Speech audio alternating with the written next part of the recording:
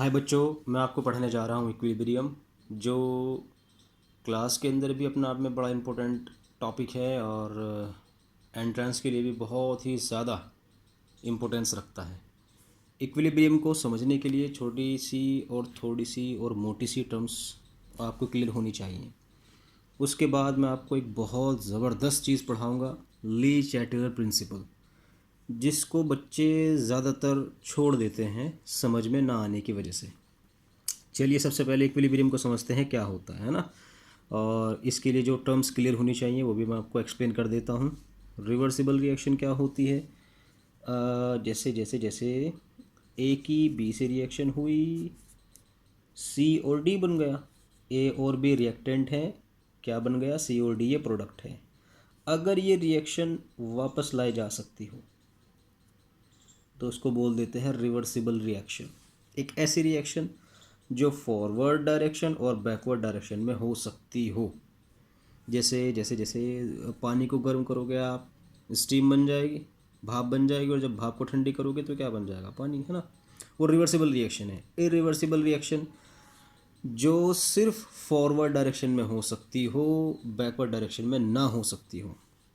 जैसे दूध से दही बन जाती है बट दही से दूध नहीं बनता, ये इरिवर्सिबल रिएक्शन है।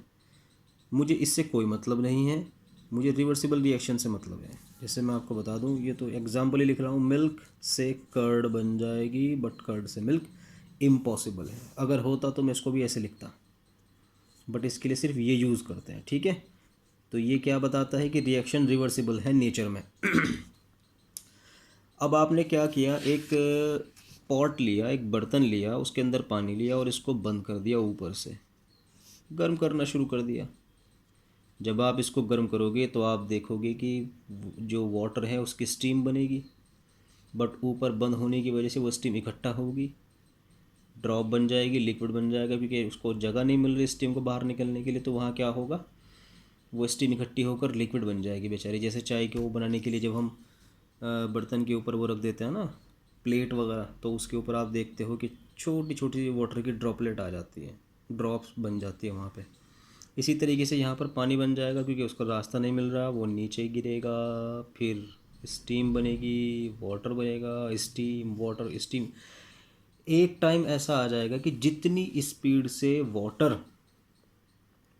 स्टीम में कन्वर्ट हो रहा है, उतनी ही स्पीड से स्टीम वाटर में कन्वर्ट हो रही होगी। यानी यानी यानी यानी मैं ऐसे लिख सकता हूँ कि लिक्विड कन्वर्ट हो रहा है काहे में? वेपर में। और वेपर कन्वर्ट हो रही है काहे में? लिक्विड में।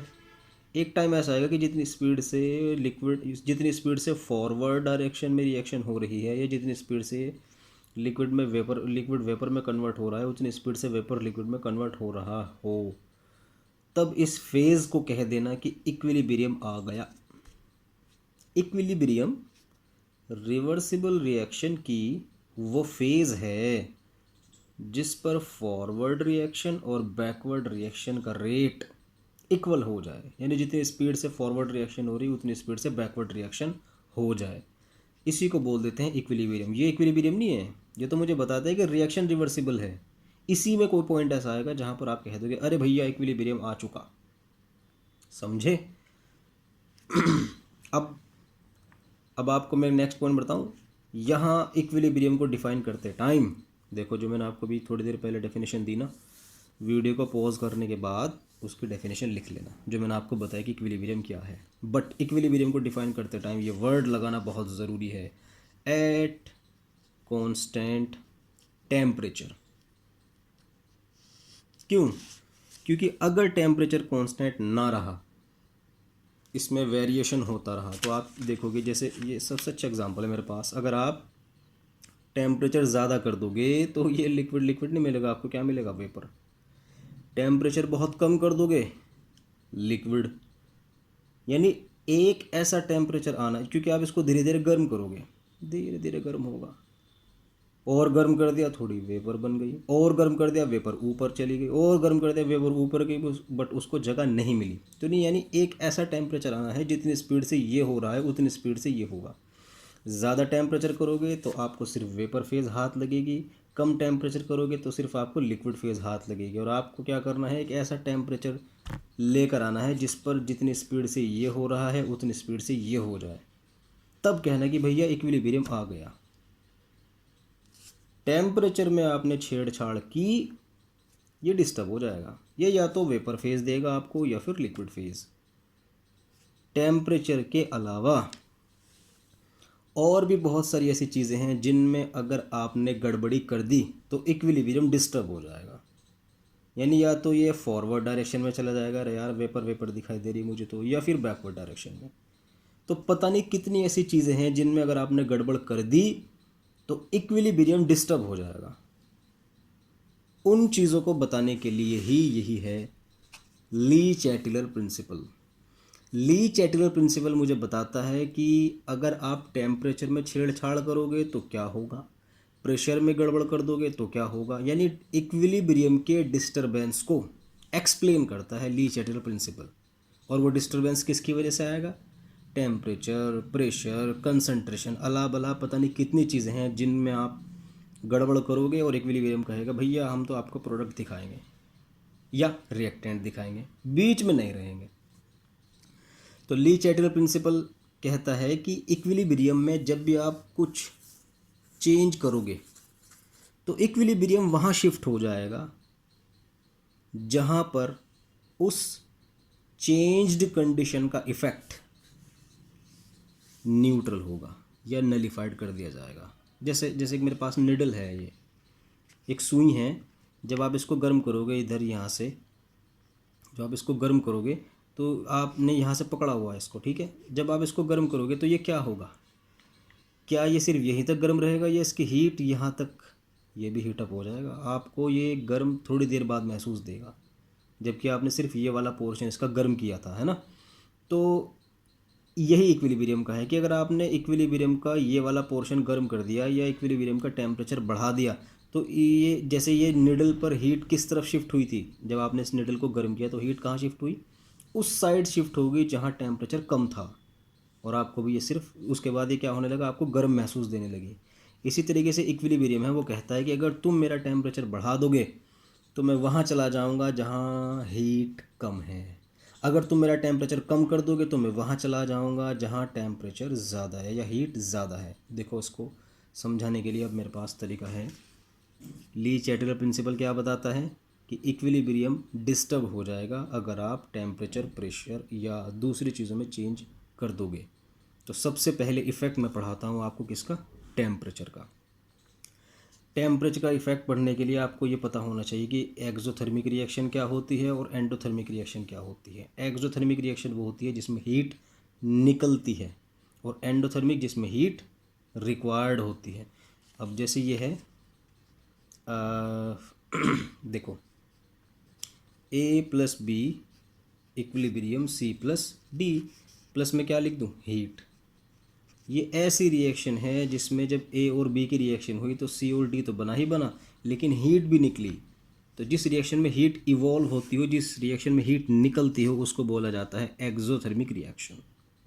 ठीक, अब मैं सिर्फ यही चूज़ कर रहा हूँ समझाने के लिए, एक्सोथर्मिक रिएक्शन, ऐसी रिएक्शन जिसमें हीट निकलती है। तो जब आप इसमें हीट निकलती देखोगे, आपने क्या किया, इस पूरी की पूरी रिएक्शन का टेम्परेचर बढ़ा दिया। किसका, एक्सोथर्मिक रिएक्शन का टेम्परेचर बढ़ा दिया। ये रहा इक्विलिब्रियम, ये बोल रहा है कि तुमने मेरा टेम्परेचर बढ़ा दिया, मैं तो वहाँ शिफ्ट हो जाऊँगा जहाँ हीट कम है या जहाँ हीट नहीं है। अब आप थोड़ा सा पॉइंट नोट करो, प्रोडक्ट की साइड जाता हूँ तो यहाँ हीट है, प्लस हीट लिखी हुई है, और अगर मैं रिएक्टेंट की साइड आता हूँ तो यहाँ हीट नहीं है। तो इक्विलिब्रियम टेम्परेचर बढ़ाने पर बोलता है कि फिर सुन लो, इक्विलिब्रियम टेम्परेचर बढ़ाने पर बोलता है कि मुझे वहाँ शिफ्ट कर दो जहाँ हीट नहीं है, यानी इस साइड। इक्विलिब्रियम इस साइड आ जाएगा टेम्परेचर बढ़ाने पर एक्सोथर्मिक रिएक्शन में। और अगर आपने टेम्परेचर कम कर दिया तो इक्विलिब्रियम बोलता है मुझे वहाँ शिफ्ट कर दो जहाँ हीट है, जहाँ गर्मी है, मुझे वहाँ शिफ्ट कर दो, क्योंकि मेरा टेम्परेचर कम कर दिया गया और गर्मी कहाँ है, इस साइड, हीट। टेम्परेचर कम किया तो राइट साइड शिफ्ट हो जाएगा, टेम्परेचर ज़्यादा किया तो लेफ़्ट साइड शिफ्ट हो जाएगा। कौन, इक्विलिब्रियम, किस चीज़ में, एक्सोथर्मिक रिएक्शन में आपको ए बी सी डी से कम समझ में आया होगा। अब सबसे बेहतरीन एग्जांपल लेकर आ रहा हूँ आपके लिए मैं एंडोथर्मिक रिएक्शन का, इससे बहुत ज़बरदस्त आपको समझ में आ जाए।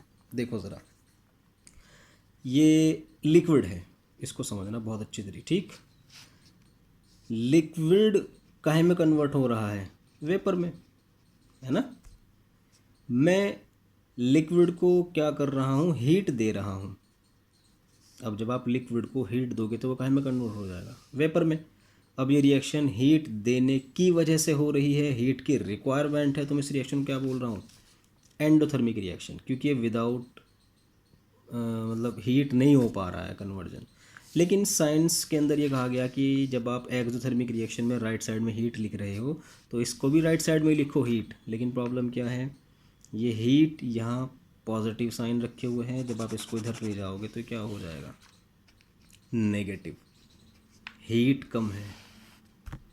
देखो वहाँ क्या है? प्लस हीट, हीट निकल रही थी और इस रिएक्शन में हीट रिक्वायर्ड थी। समझ गए ना? मैं हीट यहाँ लिख सकता था, लेकिन उधर ले जाने के बाद मैंने क्या कर दिया? इसको माइनस। यानी इस बार राइट साइड में हीट कम है, प्रोडक्ट की साइड हीट कम है और रिएक्टेंट की साइड हीट ज़्यादा है। अब सेम क्वेश्चन, टेम्परेचर बढ़ा रहा हूँ। अब इक्विलिब्रियम क्या बोलेगा? भैया मेरा टेम्परेचर बढ़ रहा है, मैं वहाँ जाऊँगा जहाँ टेम्परेचर कम है। अब आप इस चीज़ को छोड़कर मेरी बात सुनो।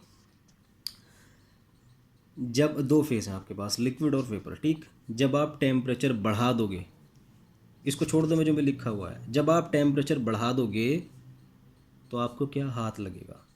लिक्विड या वेपर? खुद दिमाग लगाओ। टेम्परेचर बढ़ने पर क्या हाथ लगता है? ऑफ कोर्स वेपर ना। अब इस रिएक्शन में आओ, जब आप टेम्परेचर बढ़ा रहे हो, इक्विलिब्रियम क्या कह रहा है? मैं वहाँ चला जाऊँगा जहाँ टेम्परेचर या हीट कम है। वो कहाँ है? Right side. और राइट साइड क्या रखा हुआ है? वेपर। यानी इक्विलिब्रियम पूरी तरीके से शिफ्ट हो जाएगा राइट साइड, माने वेपर की साइड। यानी आपको हाथ लगेगा तो सिर्फ क्या? वेपर। और ये बात सच भी है, जब आप टेम्परेचर बढ़ा दोगे तो आपको तो वेपर ही हाथ लगेगी ना। अच्छा, अब इसका दूसरा पॉइंट, भाई यही रिएक्शन है, मैं टेम्परेचर कम कर रहा हूँ। अब इक्विलिब्रियम क्या बोलेगा? भैया मेरा टेम्परेचर कम हो गया है, मुझे वहाँ शिफ्ट होना है जहाँ हीट ज़्यादा है। अब फिर से वही, आप खुद पता लगाओ। जब आप टेम्परेचर कम कर दोगे तो आपको क्या हाथ लगेगा? लिक्विड या वेपर? टेम्परेचर कम करने पर आपको हाथ लगता है लिक्विड। और आपका सेंटेंस अभी थोड़ी देर पहले क्या था कि टेम्परेचर कम करने पर इक्विलिब्रियम बोलता है कि मुझे वहाँ शिफ्ट कर दो जहाँ हीट ज़्यादा है। अब आप राइट साइड चलो तो यहाँ तो हीट कम है और इक्विलिब्रियम कह रहा है मुझे वहाँ ले जाओ जहाँ हीट ज़्यादा है, तो ऑफ कोर्स इस साइड ही आना पड़ेगा ना। क्यों? क्योंकि थोड़ी देर पहले यहाँ हीट लिखी हुई थी, वो तो मैंने साइंस के अकॉर्डिंग इसको इधर लिखा हीट को। तो ये रिएक्शन कौन सी थी? Endothermic reaction. टेम्परेचर बढ़, सुन लो, एंडोथर्मिक रिएक्शन, टेम्परेचर बढ़ने पर इक्विलिब्रियम एंडोथर्मिक रिएक्शन में, टेम्परेचर बढ़ने पर इक्विलिब्रियम एंडोथर्मिक रिएक्शन में राइट साइड, टेम्परेचर कम करने पर लेफ्ट साइड। एक्सोथर्मिक रिएक्शन में टेम्परेचर बढ़ने पर, बढ़ गया टेम्परेचर, इधर ऑलरेडी बढ़ा हुआ है तो ये क्या करेगा? बैक साइड आ जाएगा, है ना, बैकवर्ड डायरेक्शन में आ जाएगा। तो ये एक्सोथर्मिक रिएक्शन को मैंने आपको एक्सप्लेन कर दिया। मैं दोबारा सेंटेंस बोल रहा हूँ, यहाँ हीट प्लस में है, यहाँ माइनस में है। एक्सोथर्मिक रिएक्शन में टेम्परेचर बढ़ाओगे, इक्विलिब्रियम लेफ्ट साइड, घटा दोगे, equilibrium right side. Endothermic reaction में टेम्परेचर बढ़ा दिया, इक्विलिब्रियम लेफ्ट साइड, टेम्परेचर कम कर दिया, इक्विलिब्रियम राइट साइड। टेम्परेचर बढ़ा दिया राइट साइड, टेम्परेचर कम कर दिया लेफ्ट साइड, एंडोथर्मिक रिएक्शन में। ये वैसे भी आप घर का एग्जांपल देख रहे हो, क्योंकि आपको ये मालूम है कि लिक्विड और वेपर में जब टेम्परेचर बढ़ाया जाएगा तो वो इस साइड शिफ्ट हो जाएगा, या वेपर फेस हाथ लगेगा, टेम्परेचर कम कर दिया जाएगा तो वो क्या हाथ लगेगा आपको? लिक्विड। तो ये अलग अलग खेल है और एग्जामिनर आपसे मतलब एग्जामिनर आपको कंडीशन देकर क्वेश्चन करेगा कि एक्सोथर्मिक रिएक्शन है, टेम्परेचर बढ़ा रहा हूँ, बताओ इक्विलिब्रियम कहाँ शिफ्ट होगा। एंडोथर्मिक रिएक्शन है, टेम्परेचर बढ़ा रहा हूँ, बताओ इक्विलिब्रियम कहाँ शिफ्ट होगा। ठीक है, तो उसका एग्जाम्पल मैं आपको और आगे बताऊँगा, आपका होमवर्क भी होगा। ये फिनिश हो चुका। टेम्परेचर का इफेक्ट एक्सोथर्मिक और एंडोथर्मिक मैं आपको बता चुका किस तरीके से इक्विलिब्रियम शिफ्ट हो जाएगा, राइट या लेफ्ट।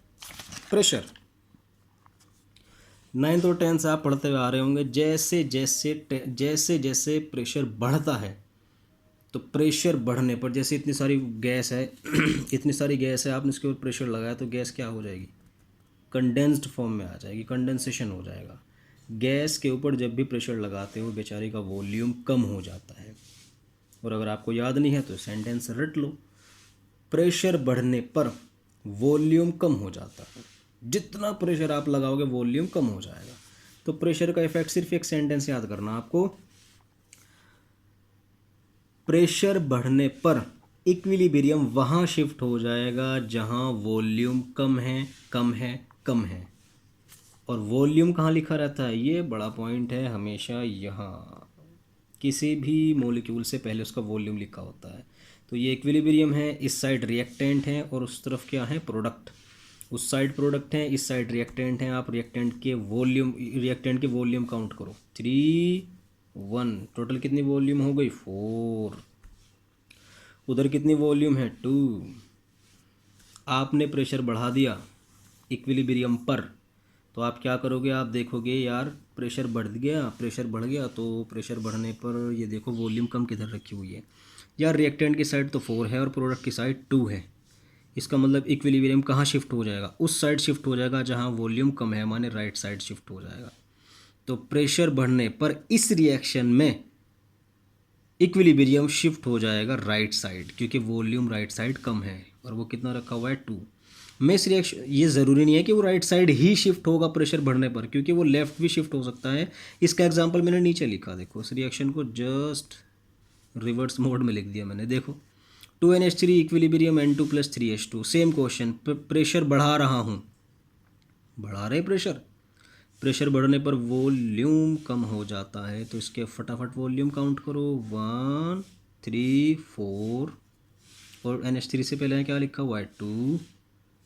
तो प्रेशर बढ़ने पर अब इक्विलिब्रियम कहाँ शिफ्ट होगा, लेफ्ट साइड, और ऊपर राइट साइड। क्योंकि मैं आपको सेंटेंस, देखो मैं आपको ये नहीं बता रहा प्रेशर बढ़ने पर लेफ्ट या राइट शिफ्ट होगा, मैं तो एक सेंटेंस बोल चुका हूँ कि प्रेशर बढ़ने पर इक्विलिब्रियम वहाँ शिफ्ट होगा जहाँ वॉल्यूम कम है, बस ये चेक करना आपको। भाई वॉल्यूम किस साइड कम है, हमें तो वहाँ जाना है, ठीक। अब इधर आ जाओ, इस side, H2+I2 equilibrium 2HI, same question. भाई हमें ये बता दीजिए कि जब मैं प्रेशर बढ़ाऊंगा या घटा दूंगा तो क्या फ़र्क पड़ेगा इस इक्विलिब्रियम पर बच्चों। H2 से पहले 1, I2 से पहले 1, अब इतना ना 1, ये हो गए कितने, 2।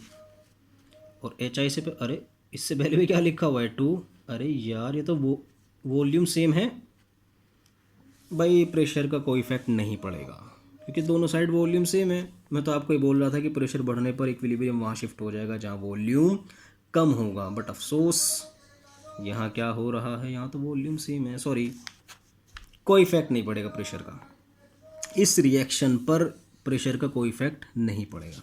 क्लियर। थर्ड, कंसंट्रेशन, इसका क्या इफेक्ट पड़ेगा कंसंट्रेशन का, ये मैं आपको बता दूँ। जब आप जितनी चीनी पत्ती दूध पानी लोगे उतनी ही तो चाय बनेगी। चाय क्या है, प्रोडक्ट, और चीनी पत्ती दूध पानी क्या है, रिएक्टेंट। तो जब आप रिएक्टेंट की कंसंट्रेशन बढ़ाओगे इक्विलिब्रियम प्रोडक्ट की साइड भाग जाएगा, और जब आप प्रोडक्ट की कंसंट्रेशन बढ़ाओगे इक्विलिब्रियम रिएक्टेंट की साइड भाग जाएगा, चला जाएगा, ठीक। तो कंसंट्रेशन का इफेक्ट सिर्फ इतना है कि अगर आपको इक्विलिब्रियम लेफ़्ट से राइट ले जाना है या रिएक्टेंट से प्रोडक्ट की साइड लाना है तो रिएक्टेंट की कंसंट्रेशन बढ़ा दो। रिएक्टेंट की कंसंट्रेशन बढ़ जाने पर इक्विलिब्रियम शिफ्ट हो जाता है फॉरवर्ड डायरेक्शन में, प्रोडक्ट की कंसंट्रेशन बढ़ जाने पर इक्विलिब्रियम शिफ्ट हो जाता है। क्लियर हो गया आपको, ये सिर्फ कंसंट्रेशन का इफेक्ट था। और कुल मिलाकर मैं आपको क्या बता रहा हूँ, इक्विलिब्रियम की शिफ्टिंग, और यही तो एक्सप्लेन करा था इसने। ये मैं अपनी तरफ से नहीं बोल रहा हूँ, ये सारा प्रिंसिपल है। टेम्परेचर का क्या गड़बड़, प्रेशर का क्या इफेक्ट, कंसंट्रेशन के क्या इफेक्ट, हर चीज़ का अलग अलग इफेक्ट है जो छोड़ता नहीं, इक्विलिब्रियम को कहीं ना कहीं शिफ्ट कर देता है। तो ये बढ़ाओगे फॉरवर्ड डायरेक्शन, ये बढ़ाओगे बैकवर्ड डायरेक्शन। कैटलिस्ट, इसका कोई इफेक्ट काउंट नहीं हुआ इक्विलिब्रियम पर, नोट कर लो, there is no effect of catalyst on equilibrium. हाँ, इक्विलिब्रियम जल्दी आ जाता है।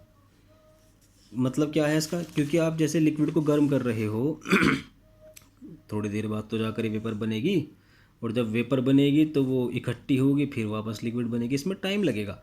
यानी जब आप लिक्विड को गर्म करना शुरू करोगे कम से कम 5 से 10 मिनट लग जाएंगे आपको इक्विलिब्रियम देखने में कि यार 10 मिनट बाद आया इक्विलिब्रियम। बस ये है कि जब आप कैटलिस्ट यूज़ करोगे इक्विलिब्रियम 1 मिनट में आ जाएगा। लेकिन ये नहीं है कि इक्विलिब्रियम शिफ्ट हो जाएगा राइट या लेफ़्ट अगर कैटलिस्ट का यूज़ कर रहे हो। कैटलिस्ट का कोई इफेक्ट नहीं है, हाँ जल्दी ले आता है इक्विलिब्रियम को catalyst. And last, inert gas addition. जब आप इनर्ट गैस को ऐड करोगे, इनर्ट गैस जैसे हीलियम, नियोन, इन सब गैसेस को ऐड करोगे तो क्या इफ़ेक्ट पड़ेगा इक्विलिब्रियम पर। मेरे प्यारे बच्चों, इसको समझने के लिए दो चीज़ें बहुत क्लियर होनी चाहिए आपकी। इनर्ट गैस को ऐड कर रहे हैं तो कंडीशन आपको एग्जामिनर देगा कि इनर्ट गैस ऐड कर रहे हैं कांस्टेंट प्रेशर पे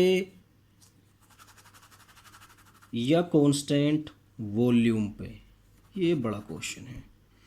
कांस्टेंट प्रेशर कैसे रखा जाता है, ये भी एक क्वेश्चन। और कांस्टेंट वॉल्यूम कैसे रखा जाता है, ये कांस्टेंट प्रेशर कैसे रखा जाता है, ये क्वेश्चन है। और कांस्टेंट वॉल्यूम कैसे रखा जाता है, ये भी एक क्वेश्चन है। अब इसको ध्यान से समझो, मैं आपको एक बेहतरीन एग्जांपल दिखा रहा हूँ। देखो भाई, ये आपके पास लिक्विड है, ठीक, और आपने क्या किया, इसको गर्म करना शुरू कर दिया। अब जब लिक्विड को गर्म करोगे तो लिक्विड वेपर में कन्वर्ट होगा, और इसके अंदर बहुत सारा लिक्विड जब वेपर में कन्वर्ट होगा तो प्रेशर बनेगा। बट ये बेचारा लूज़ है ढक्कन इसका। जब भी इसके अंदर लिक्विड वेपर में कन्वर्ट हो जाता है ये ढक्कन ऊपर खिसक जाता है, यहाँ तक पहुँच गया, तो प्रेशर तो बढ़ ही नहीं पाया इसके अंदर। इसमें प्रेशर क्या है, प्रेशर है कांस्टेंट। तो फिर बढ़ क्या रहा है इसके अंदर, इसमें वॉल्यूम चेंज हो रहा है। पहले इतना वॉल्यूम था, आपने इसको गर्म किया, ये बेचारा ऊपर खिसक गया, तो उसका वॉल्यूम इतने से कितना हो गया, इतना हो गया, लेकिन प्रेशर तो उतना ही रहा। तो ये जो प्रोसेस, ये जो मैंने लिख दिया, इसमें वॉल्यूम चेंज हो रहा है कांस्टेंट प्रेशर पे। एक काम करो, इसको गर्म करो, लेकिन इसके ऊपर बड़ा वेट रख दो, इसके ऊपर बहुत सारा वज़न रख दो ताकि ये प्लेट ऊपर ना जा पाए। अब गर्म करो उसको, जैसे कुकर होता है ना, कुकर का ढक्कन लगा देते हैं तो उसके अंदर जितनी भी स्टीम है वो बाहर नहीं निकल पाती, जो वॉल्यूम है वो एज इट इज़ रहती है, चेंज नहीं होती। तो इसी तरह आपने इसके ऊपर वज़न रख दिया कि इसको खिसकने नहीं देना, और आप लगातार गर्म कर रहे हो। तो जब ये नहीं खिसकेगा तो अंदर अंदर क्या हो जाएगा, प्रेशर ज़्यादा हो जाएगा बहुत, क्योंकि आप इसको खिसकने नहीं दे रहे। अब प्रेशर ज़्यादा हो गया तो क्या चीज़ नहीं बढ़ी, वॉल्यूम। तो यहाँ क्या हो गया, वॉल्यूम कांस्टेंट हो गया। पहले भी इतना ही वॉल्यूम था, अब भी इतना ही वॉल्यूम है, बट प्रेशर बढ़ गया। समझ गए, ये जो मेथड मैंने आपको बताया ये है प्रेशर बढ़ने का, वॉल्यूम कांस्टेंट। और ये जो बताया ये है इसमें वॉल्यूम बढ़ रहा है, वॉल्यूम चेंज हो रहा है, बट प्रेशर कांस्टेंट। क्यों, क्योंकि प्रेशर जब भी इसमें बनने की कोशिश करता है, आपने वेट तो नहीं रखा था, ये तो रखा ही नहीं था, वो जब भी प्रेशर बढ़ता है ऊपर खिसक जाता है। तो ये कांस्टेंट प्रेशर पे वॉल्यूम बढ़ा रहा हूँ, कांस्टेंट वॉल्यूम पे प्रेशर बढ़ा रहा हूँ। क्लियर हो गया आपको बात। अब आइए इधर, मैं इनर्ट गैस को ऐड कर रहा हूँ और मेरे पास कंडीशन है at constant pressure. Pressure constant है, वो कौन सी कंडीशन थी, ये वाली। तो यहाँ से ये तो है कांस्टेंट प्रेशर, यानी मैंने यहाँ पर कोई वज़न कोई वेट नहीं रखा। अब कांस्टेंट प्रेशर है, मैंने इसके अंदर क्या ऐड कर दिया, हीलियम या नियोन इनर्ट गैस ऐड कर दी। जब आप इसमें गैस ऐड करोगे तो इसके ऊपर तो आपने वज़न रखा ही नहीं, तो उसका वॉल्यूम ऑटोमेटिकली क्या हो जाएगा, बढ़ जाएगा। जब आप इनर्ट गैस ऐड करोगे, प्रेशर कांस्टेंट है नहीं, प्रेशर क्या, सॉरी वॉल्यूम कांस्टेंट है नहीं, प्रेशर क्या है, प्रेशर कांस्टेंट है, तो उसका वॉल्यूम क्या हो जाएगा, बढ़ जाएगा। इक्विलिब्रियम शिफ्ट हो जाएगा उस साइड जहां वॉल्यूम ज़्यादा होगा। कब, जब इनर्ट गैस को ऐड करोगे कांस्टेंट प्रेशर पे। कांस्टेंट प्रेशर अगर आपने रखा हुआ है और इनर्ट गैस ऐड कर रहे हो तो वॉल्यूम बढ़ जाएगा, यानी रिएक्शन उस तरफ शिफ्ट हो जाएगी जहाँ वॉल्यूम बढ़ रहा हो। अब इधर आ जाइए, एट कांस्टेंट वॉल्यूम, यानी अब आप इसके ऊपर क्या रख चुके, वज़न रख चुके बढ़िया वाला, इसको बढ़ने नहीं देना है। अब डालो इसके अंदर हीलियम नियॉन, तो अब यहाँ पर वॉल्यूम जो था वही वॉल्यूम यहाँ है, क्योंकि आपने वॉल्यूम को बढ़ने नहीं दिया, क्योंकि आप क्या कर रहे हो, यहाँ बहुत ज़बरदस्त तरीके से वज़न रखा हुआ है। तो सॉरी, इनर्ट गैस का कोई इफ़ेक्ट नहीं पड़ेगा कांस्टेंट वॉल्यूम पर अगर आप इनर्ट गैस ऐड कर रहे हो। क्लियर? हाँ, अगर प्रेशर कांस्टेंट है और आप इनर्ट गैस ऐड कर रहे हो तो वॉल्यूम बढ़ गया ना, तो इसी तरह रिएक्शन के अंदर जहाँ वॉल्यूम बढ़ रहा होगा वहाँ शिफ्ट हो जाएगा। आइए इधर ही, ये एक रिएक्शन है और मैंने क्या किया हुआ यहाँ पर कह रहा हूँ आपको कांस्टेंट प्रेशर, ठीक कह दिया, और कह रहा हूँ कि इनर्ट गैस ऐड कर रहा हूँ। तो कांस्टेंट प्रेशर जब था और आप इनर्ट गैस ऐड कर रहे थे तो वॉल्यूम क्या हो रहा था, बढ़ रहा था। आप ये देखो वॉल्यूम कहाँ बढ़ा हुआ है, इस साइड ये 2 बढ़ा हुआ है या 4 है ना। तो अगर ये रिएक्शन दी जाए और कहा जाए कि मैंने प्रेशर कांस्टेंट कर दिया, इनर्ट गैस ऐड कर रहा हूँ, इक्विलिब्रियम कहाँ शिफ्ट होगा, इक्विलिब्रियम वहाँ शिफ्ट होगा जहाँ वॉल्यूम ज़्यादा हो रहा होगा, माने लेफ़्ट साइड शिफ्ट हो जाएगा। क्लियर हो रहा है आपको? ये बहुत ज़बरदस्त है अपना आप में 5th पॉइंट ये वाला, इनर्ट गैस एडिशन, ये आपको पता होना चाहिए। अब मैं आपके सामने एक रिएक्शन लिख चुका और मैंने ये कहा कि भाई मैं इंडस्ट्री में काम करता हूँ और मुझे अमोनिया ज़्यादा चाहिए, यानी इक्विलिब्रियम कहाँ शिफ्ट करना है, अमोनिया की साइड। ये ली चैटलर प्रिंसिपल बड़ी बड़ी उसमें कंपनी में काम करता है इस बहुत एप्लीकेबल है। तो क्वेश्चन है कि मुझे अमोनिया ज़्यादा चाहिए, या ये कह लीजिए मुझे इक्विलिब्रियम यहाँ शिफ्ट करना है बहुत अच्छी तरह प्रोडक्शन लेने के लिए अमोनिया का। तो आप क्या क्या चेंजेस करोगे? तो सबसे पहले आप क्या कर दोगे, टेम्परेचर को देखो। टेम्परेचर इस साइड क्या है, हीट ज़्यादा है और आपको इक्विलिब्रियम कहाँ शिफ्ट करना है, इस साइड ही शिफ्ट करना है क्योंकि अमोनिया है। तो मैंने आपको बताया था कि इक्विलिब्रियम अगर आपने टेम्परेचर बढ़ा दिया तो वहाँ शिफ्ट होगा जहाँ हीट कम हो, और अगर टेम्परेचर कम कर दिया तो वहाँ शिफ्ट होगा जहाँ हीट ज़्यादा हो। आपको इस साइड आना है और इधर ही ऑलरेडी क्या रखी हुई है, हीट, तो टेम्परेचर कम करना पड़ेगा ना। जब आप टेम्परेचर कम करोगे तो इक्विलिब्रियम भागेगा उस साइड जहाँ हीट ज़्यादा रखी हुई है या हीट निकल रही है। तो इस रिएक्शन में अमोनिया की साइड आने के लिए आपको टेम्परेचर कम करना पड़ेगा। क्लियर? सेकंड, प्रेशर, आपको किस साइड आना है, अमोनिया की साइड। इस साइड कितने वॉल्यूम रखी हुई है, 2, और इस साइड कितनी वॉल्यूम रखी हुई है, 4। तो आपको ज़्यादा वॉल्यूम से कम वॉल्यूम पर आना है तो प्रेशर क्या करना पड़ेगा, ज़्यादा, वो मैं आपको ऊपर एक्सप्लेन कर चुका। टेम्परेचर क्या करना पड़ेगा, ठीक।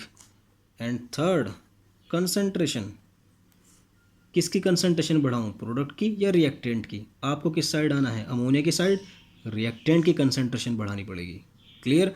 तो रिएक्टेंट की कंसंट्रेशन बढ़ाने पर अब आएगा ये अमोनिया की साइड। क्लियर हो गया आपको ये? तो अगर आपको अमोनिया ज़्यादा चाहिए, टेम्परेचर कम हो, प्रेशर ज़्यादा हो और कंसंट्रेशन ज़्यादा होनी चाहिए, किसकी, इनकी। जहाँ तक कोई प्रॉब्लम है तो मुझे बताइए। ये मैंने आपको एक बेहतरीन एग्जांपल दिया, ठीक। अब आपको मैं कुछ लिख कर दे रहा हूँ, उसका आप मुझे आंसर बताएंगे कि सर इसका प्रोडक्शन ऐसे बढ़ाया जा सकता है, ये आपका होमवर्क है। जैसे PCl5 equilibrium PCl3 plus Cl2। मैं आना चाहता हूँ फिर से राइट साइड, ठीक। लो इधर ही लिख दूँ, प्लस हीट। ये एक एक्सोथर्मिक रिएक्शन है। अब आप मुझे बताएंगे कि मैं PCl3 Cl2 की साइड आना चाहता हूँ, प्रोडक्ट की साइड आना चाहता हूँ, सो मुझे क्या करना चाहिए। What changes should I do to maximize the yield of PCl3 and Cl2? मुझे क्या चेंज करने चाहिए इनका प्रोडक्शन बढ़ाने के लिए। टेम्परेचर, प्रेशर, कंसंट्रेशन का इफेक्ट आप मुझे कमेंट सेक्शन में ज़रूर देंगे, ठीक। अब थोड़ा सर दर्द मैं आपको कर दूं। कुछ बुक्स में हीट लिखा हुआ है और कुछ में लिखा हुआ है एंथैल्पी। बच्चों बस एक बात नोट कर लो, ये दोनों के दोनों अपोजिट साइन रखते हैं। मैंने आपको ये रिएक्शन लिख कर दिखाई थी ना, A plus B equilibrium C plus D plus heat. मैं अगर आपको वैल्यू लिख कर दूँ ना, plus 70 kilo calorie per mole, ये हीट है। प्लस अगर मैं कहूँ कि भाई वो इसकी एंथैल्पी लिख कर दिखाओ, आपको ये करना है बस वहाँ पर -70 किलो कैलोरी पर मोल, यानी हीट और एंथैल्पी अपोजिट साइन रखते हैं। क्लियर? तो एक्सोथर्मिक रिएक्शन के लिए डेल्टा एच नेगेटिव होगा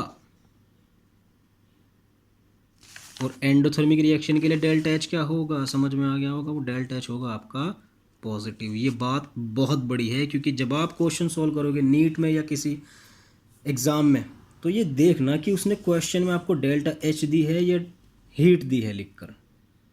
लो मैं आपके आसानी के लिए लिख दूँ यहाँ एक आसान सा कि भाई A plus B equilibrium C plus D plus 78 kilo calorie, ठीक, पर मोल।